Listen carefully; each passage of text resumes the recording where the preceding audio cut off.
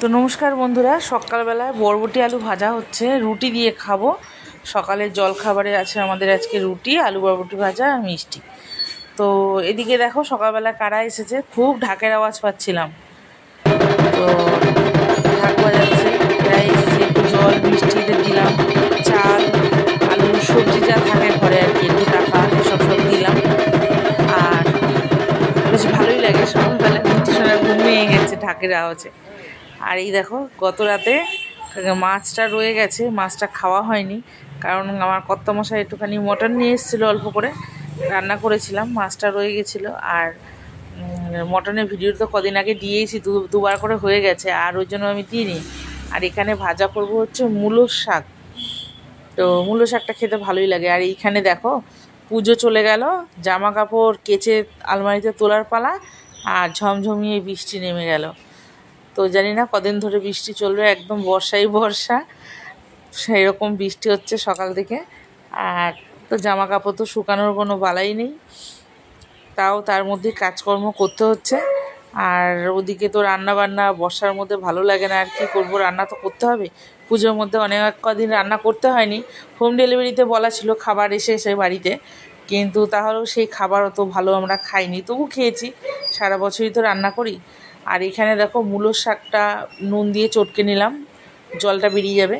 আর মূলো শাকটা আমি সবসময় ভাজি আদা কুড়িয়ে, শুকনো লঙ্কা ফোড়ন দিয়ে। আর নুনটা যা পরিমাণ দিয়েছিলাম, নুন আর দিতে হয়নি আমাকে, একটুখানি মিষ্টি দিতে হবে। আর এখানে ফুলকপি রান্না করবো আজকে ডিম দিয়ে।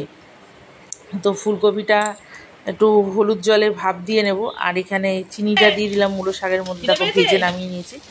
আর ওদিকে আমার মেয়ের তো খিদে পেয়ে গেছে, মূলো শাক ভাজা হয়ে গেছে দেখে ও খিদে পেয়ে গেছে, এসে বায়না করছে খাবে।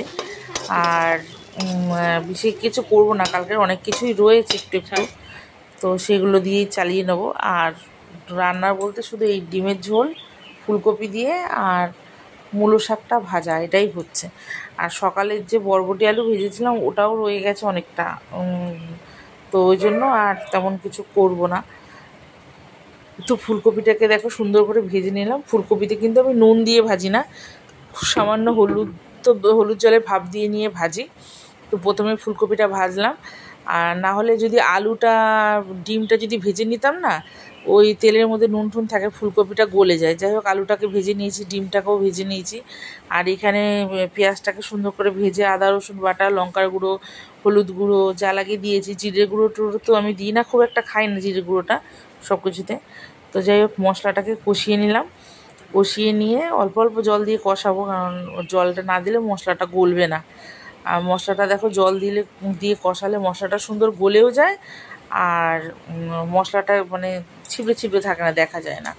আর এখানে দেখো মশলাটার মধ্যে আমি আলুটাকে দিয়ে কষিয়ে নেব। আর আলুটা একটু বেশি ভাজা হয়ে গেছে, কিন্তু তাহলেও আলুটা হচ্ছে এমনি কি আলু বলে, জ্যোতি আলু না কি আলু জানি না আমি ঠিক, তবে চন্দ্রমুখী আলু নয় এটা। আমি সকালবেলা ছেলেকে দিয়ে আনিয়েছিলাম, এই আলুটা শেষ হয়ে গেছিলো তাই। তো আলুটা সিদ্ধ হতে একটু সময় লাগে। আর চন্দ্রমুখী আলুটা রয়েছে ছোট ছোট গোল আলুর দম খাওয়ার জন্য, তো ওটা আমি রেখে দিয়েছি, ওটা আমি ব্যবহার করিনি। আর এখানে তাকে একটু পরিমাণ জল দিলাম যাতে আলুটা সিদ্ধ হয়ে যায়। সেই জলটা শুকিয়ে গেল, পুরো সিদ্ধ হবে না, কিছুটা সিদ্ধ হবে। এরপর দিয়ে ফুলকপিটা কষাবো, মানে ফুলকপিটা এমন রান্না হবে যে ফুলকপিটা সেদ্ধ হয়ে যাবে অথচ গলে যাবে না। আর ফুলকপি লবণ দিয়ে ভাজলে সব সময় গলে যায়। আর আলু আর ফুলকপি যদি একসঙ্গে কষাই না, আলুটা তো সিদ্ধ হতে সময় লাগবে, ফুলকপিটা তাড়াতাড়ি সেদ্ধ হয়ে যাবে, তো ভালো লাগবে না খেতে। তো দেখো ভালো মতন কষিয়ে টষিয়ে একেবারে জল দিয়েছি যা যা মশলা লাগে। এরপরে ফুলকপিটা লাস্ট একটু পরে দিয়েছিলাম, ওটা ফুটে গেল, তারপরে দিলাম ডিম, মানে স্টেপ বাই স্টেপ দিলাম। আর আমি না আগে কিন্তু করতাম না ফুলকপি দিয়ে ডিম, একদিন কোন কুক্ষণে যে করে ফেলেছিলাম রাত্রিবেলায়, আমার কর্তার খেতে এত ভালো লেগেছিলো, এখন মাঝে মধ্যেই বায়না করে ফুলকপি দিয়ে ডিম দিয়ে রান্না করা বেশ ভালো লাগে। তো যাই হোক, দেখো ফুলকপির তরকারিটা হয়ে গেছে, আর আলু টালু সবই সিদ্ধ হয়ে গেছে, কিন্তু ফুলকপিটা দেখেছো কত সুন্দর গোটা গোটা রয়েছে, একদম গলে যায়নি অথচ সেদ্ধ হয়ে গেছে। গরম মশলা দিয়ে নামিয়ে নিলাম, আর ভিডিওটা লাস্টে করা হয়নি।